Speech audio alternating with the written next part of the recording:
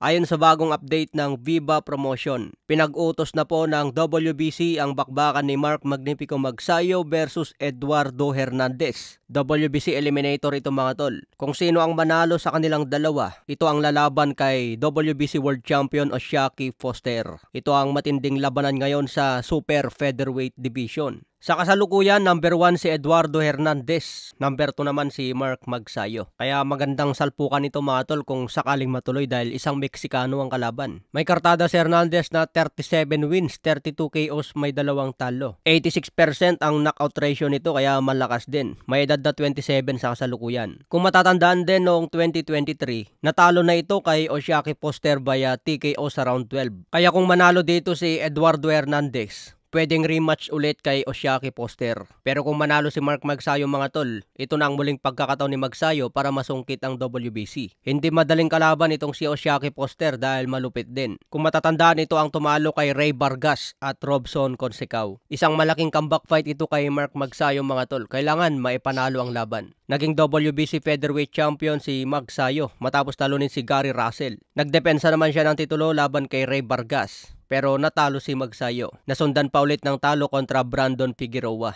Muling nagbalik si Magsayo kontra Isaac Abelar, Eduardo Ramirez at kay Brian Mercado. Kaya ngayon lang ulit mapalaban si Magsayo laban sa malupit kontra Eduardo Hernandez. Sana manalo dito si Magsayo mga tol para dumiretso kaagad kay Osaki Foster. Sa ibang banda naman, Shakur Stevenson hinahamon ngayon si Teofimo Lopez. Kung papalag raw si Teofimo Lopez, nakahanda agad si Shakur Stevenson na umakyat sa 140 pounds. Sa ngayon, lumalaban si Stevenson sa 135. Kung papalag daw si Lopez at nakahandang depensa ng kanyang titulo, hindi raw magdalawang isip si Shakur Stevenson na akyatin ito sa 140 pounds. Isa si Stevenson sa sinasabing malapit sa estilo ni Floyd Mayweather. Ano sa tingin nyo mga tol, kakayanin ba ni Shakur Stevenson ni outbox itong si Teofimo Lopez? Ang gusto ko makitang kalaban ni Stevenson mga tol, si Vasily Lomachenko. Kung hindi si Lomachenko, si Tank Davis o kaya si Teofimo Lopez at Devin Haney. Sa ibang banda, nilabas na po ang undercard sa laban ni Canelo versus William Iscal ngayong May 2. Undercard si Jaime Munguia versus Bruno Suras rematch. Undercard din si Martin Bacol versus Ify Ajagba. Matinding laban din ito sa heavyweight division.